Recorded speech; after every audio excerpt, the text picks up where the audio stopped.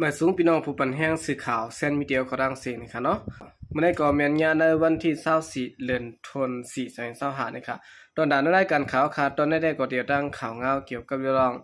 สารซึ่งมันนะคะอันแถมแห้งมูนาจูต้องคำนั้นถูกดังตับซึคมป้องตีเพียวเอเปิดตึกยื้อในเขาเดี๋ยวดังข่าวเงาในเสียวก็มาผักตอนปันพี่น้องเขากว่านะคะ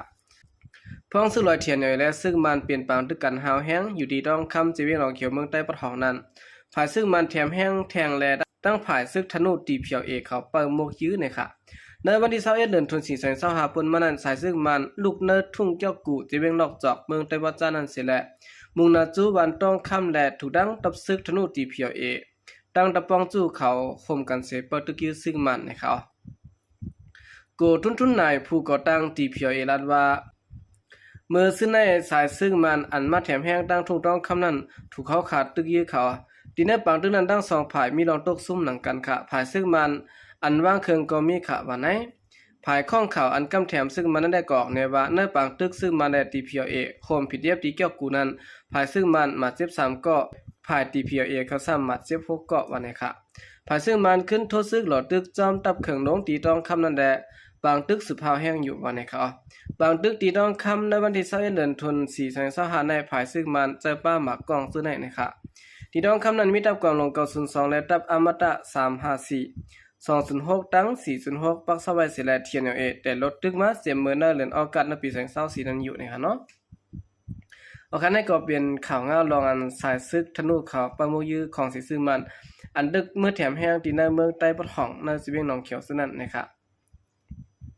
สืบสิแนวข่าวขึ้นมาถ่อมด้วยข่าวเงาเกี่ยวกับไปลองเขลาดว่ายินจมขอบใจถึงซึกมันและซึกเกาก้างลองใจแขกเขาอยู่กลางเสียแล้วเอาลาเซียวร้อยอาปั่นซึกมันขึ้นพ่อหลวงไผ่นอกเมืองเขลาดว่ายินจมขอบใจถึงซึกมันและดังซึกเกาก้าง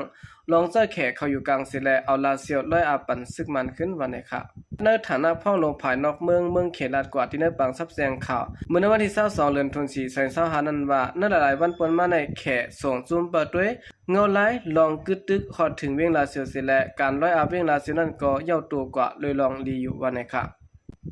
เย่าก็ยังสืบและแทงว่าในหลายๆวันมาในเฮาค่ะปล่อยจุ่มเปิดด้วยเงาไล่กึดตึกฮอดถึงไว้ที่เวียงลาเซียวเย่าค่ะเขาเปิดด้วยซึกมาในดังซึกเก่ากลางและในการร้อยอาขึ้นเวียงลาเซียวนั้นก็เย่ากว่าดีงามเย่าค่ะขอบใจถึงป้าก้นลงตั้ง2ภายอยู่ว่าไหน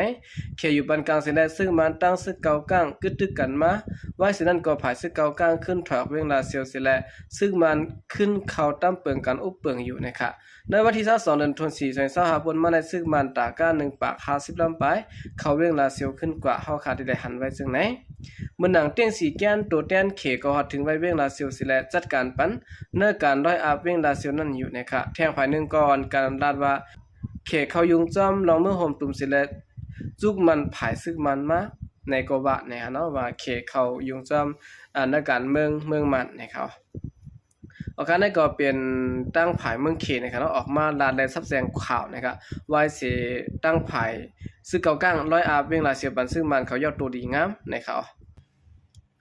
สุดท้ายข่าวขึ้นมาถ่อมด้วยข่าวเงาเกี่ยวกับเรื่องเจ้าหน้าที่ปลีกไทยยึดซิมไหลเครื่องกองกลางที่เวียงเกี้ยงใหม่เปลี่ยนกองอันตราส่งจู้ตับซื้อย่างเผือเขียนอยู่นะครับสื่อข่าวไทยออกไว้ว่ามีคนไทย2ก็อันดักล้อมต่อต่างเครื่องกองกลางที่อันกว่าส่งปันในพื้นที่โฮมตุ่มซื้อจัดย่างเผือเขียนอยู่นั้นได้ถูกปลีกไทยเขาตียอบไล่ตีจีเวียงเกี้ยงใหม่ว่านะครับในวันที่22เดือนธันวาคม2025ปนมาในข่าวยามไว้วันนั้นพ้องเจ้าหน้าที่ปลีกเขาตั้งกิกหลานสิแลปรากฏทัดอยู่ในพื้นที่สู้เทพนั่นนะครับย้อนเปิดทางเทอมสิแลไล่แห่กดทัดแมนกาโตโยต้านะครับมีโค้งอันต่อต่างของลำหนึ่งสิแลตีเงียบไหลเครื่องกองกลางไหลเล่านะครับก้นฮอกาและก้นจอมกาได้เป็นก้นใจ2ก็ค่ะอันถูกเจ้าหน้าที่ปลีกไทยตีเงียบนั้นได้ก็มีอายุ27และ28ปีเสเป็นก้นอยู่20ที่เนเวียงแม่ฮ่องสอนนะครับเนาะทั้ง2ก็ในต่อเครื่องกองกลางใส่เสริมซิมไว้ที่ในเตึกเจภายหลังการนั้นเสร็จแล้วนั่นเป็นกอง AR10 เล้าเครื่องยื้อหมากลง14เล้าและแม่กองกำพองว่านะครับก้นต่อส่ง2ก้อนนั้นลัดกว่าที่ดังปริกว่าติดต่อส่งดัดผ่านที่เวียงเกี้ยงใหม่กว่าสู้จุ้มเจ้าหน้าที่ตับสักอย่างเพื่อเขียนอยู่อันมิติเลียนลิ้น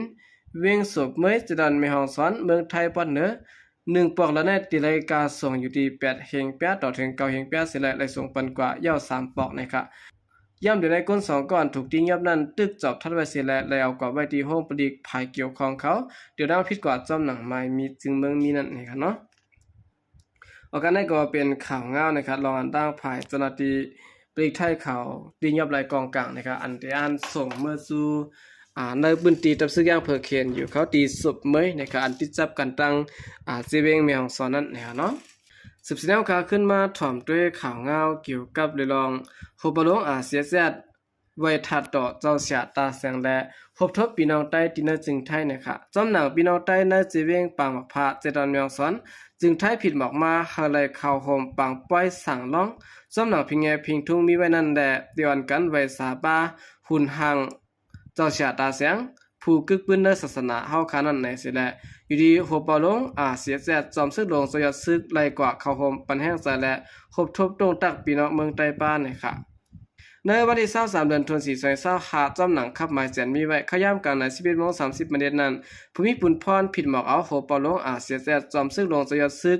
จับเตียนไว้สาหุ่นหางปันแลไว้ถัดต่อกองมูจะเสียตาแสงตีวันสาเลเอิงหน้าผู้ปอมจีเวงปังมาพะ